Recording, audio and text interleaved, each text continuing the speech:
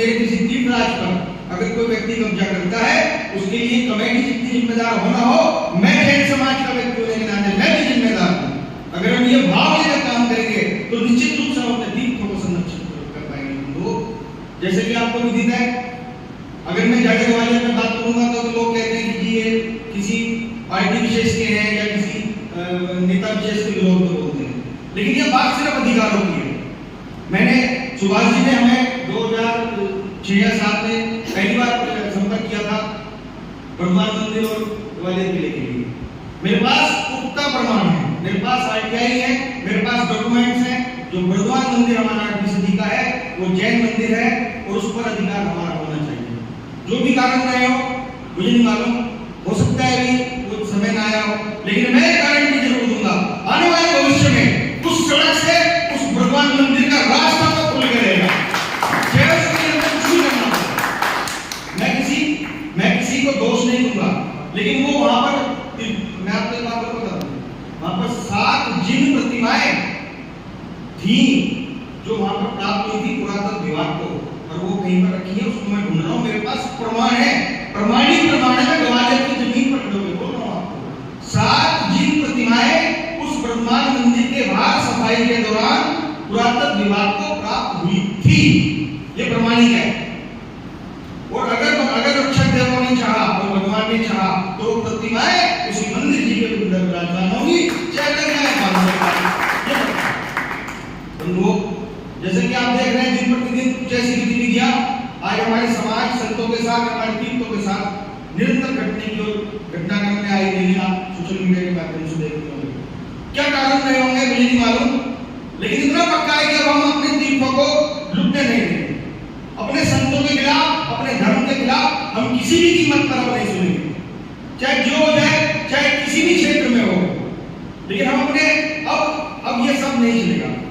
जैन समाज ने बहुत कुछ सहन कर लिया, आज चाहे वो राजनीतिक रूप से हो, चाहे सामाजिक रूप से हो, चाहे धार्मिक रूप से हो। आज आप देखिए पिछले 10 वर्षों में हमारा एक भी प्रतिनिधि केंद्र सरकार में नहीं है।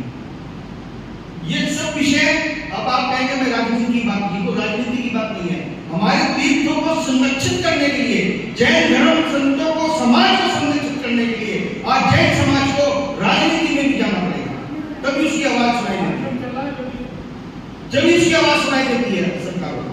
बंधुओं, अभी आपने प्रकरण सुने होंगे, मैं अभी 2-3 बात करूंगा सिर्फ जो भी ताजा घटनाक्रम है। जैसे कि अभी सोनागिरी किसी क्षेत्र पर एक फिल्म की शूटिंग की गई कुछ दिन पहले, हमने तब विरोध किया था और वो बंद हो गया था, चले गए सारे लोग, हम निश्चित हो गए कि बात खत्म हो गई। लेकिन नहीं, वो शूटिंग हो चुकी थी और 3 जून को उसका गाना यूट्यूब पर रिलीज हो चुका है और 14 जून को वो फिल्म प्रीमियर पे आ गई। जब हमने वो वीडियो देखी, क्योंकि वो केवल एक सीन नहीं है, वो पूरा गाना शूट किया गया है, उस स्थान पर शूट किया गया है जहां हमारे भगवान चंद्र प्रभु का 17वां समावेशन आया। पवित्र पावन तीर्थ है जिसके नाम से हमारे मन में शुद्धता आ जाती है, वहां पर वो गाना शूट किया जाता है। देखिए, हमें नहीं मालूम किसको क्या लगता होगा, हमें तो स्वीकार नहीं है। लीगल नोटिस उनको जा चुका है, हम अपनी तरफ से पूरा प्रयास करेंगे। हमारे पास सैकड़ों फोन आए, सैकड़ों मैसेज आए कि जी कमेटी की गलती है, कमेटी पर क्या एक्शन लिया जाए।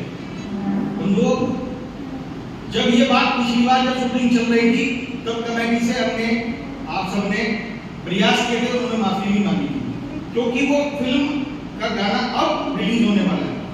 तो अब हम दोष दें वो तो कोई विषय नहीं, लेकिन इतना पक्का है कि मैं आज ग्वालियर की धरती से जरूर निवेदन करना चाहूंगा प्रत्येक कमेटी से, प्रत्येक क्षेत्र की कमेटी से, कि आप किसी भी कीमत पर अपने यहाँ इस प्रकार के रोमांटिक गानों को शूट करने की अनुमति ना दें, वरना जैन समाज वहां पर उन सम्मान को भी तोड़ेगा और जहां पर जो वहां पर ये हरकतें करेगा उसके साथ क्या करेगा आप समझ सकते हैं। क्योंकि विरोधी हिंसा में मेरा दायित्व है अपने जैन धर्म तीर्थों का संरक्षण करना, विरोधी हिंसा में लिखा है। मैं स्वीकार नहीं करता, किसी को स्वीकार होना, हम अपना कार्य करेंगे। लेकिन कमेटी की जहां तक बात है, क्योंकि बहुत सारे रेस्पेक्टेड लोग हैं और मैं मानता हूं कि हमारे जो कमेटी के मुख्य पदाधिकारी होते हैं वो कम्युनिटी क्षेत्रों पर नहीं रहते, उसका संचालन हमारे कुछ कर्मचारी करते हैं और वो निश्चित रूप से अपना कोई स्वार्थ होगा, चाहे वो पैसे से हो चाहे कोई दबाव हो, उसमें ये कार्य किया जाता है। लेकिन कमेटी को तो जिम्मेदारी बनती है क्योंकि उनकी, और मेरा मानना है कि सोनागिरी क्षेत्र की इस घटना के बाद पूरे देश में कोई भी तीर्थ क्षेत्र में अब अपने यहाँ इस तरह की घटना नहीं होने देगी। ये मुझे पूरी आशा है, क्योंकि बहुत कुछ पूरे देश में हो चुका है और हम तो स्वीकार नहीं करेंगे, और अगर हमें पता चला हम आज छोड़ेंगे। दूसरा विषय था, अभी आपके सामने दूसरा विषय आया उज्जैन का। उज्जैन में जब गत वर्ष 2023 में वहां पर नोटिस आया तो उन्होंने विश्व जैन संगठन से माननीय कमेटी ने संपर्क किया और हमने प्रयास किए और माननीय शिवराज सिंह चौहान जी ने उस प्रेशर को मानकर वहां पर उस विषय को रुकवाया था।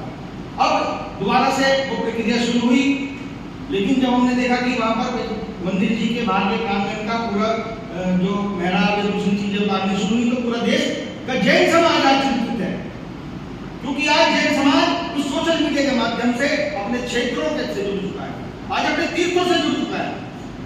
और विशेष रूप से मैं कहना चाहूंगा हमारा युवा, जिसे आप कहते हो कि वो धर्म के लिए नहीं सोचता, नहीं, आज हमारा युवा अपने तीर्थों से जुड़ चुका है। श्री समेत शिखर आंदोलन ने हमारे देश में हमारे युवाओं को जागृत किया है, ये बहुत बड़ी उपलब्धि है।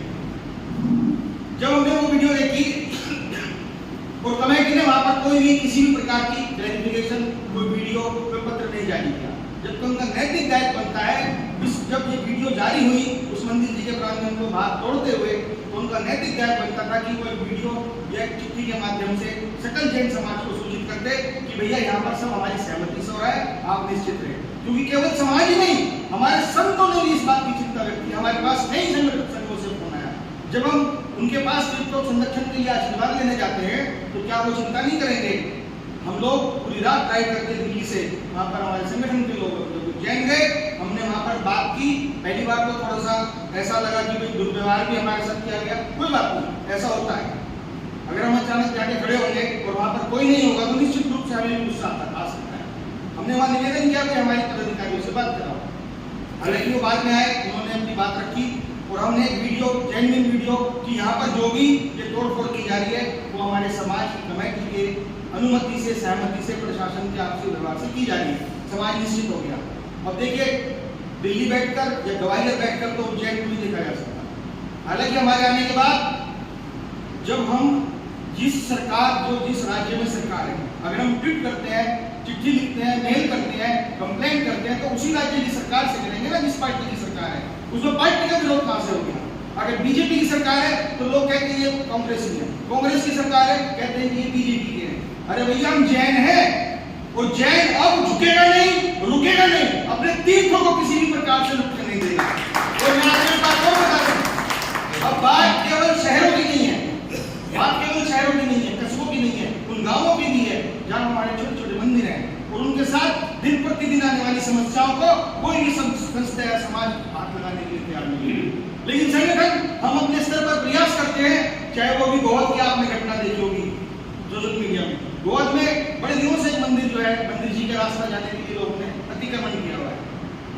लेकिन जब हमारे पास विषय है तो हमने सबके सहयोग से लेकर समाज को जागृत कर उसी दिन वहां पर वो 4 फीट का रास्ता 14 फीट का प्रशासन ने खोला। प्रशासन वहां पर जाकर जेसीबी लेकर खड़ा हो गया। अगर हम लोग अपने स्तर पर कोई भी घटना को देखेंगे और ग्वालियर जैन समाज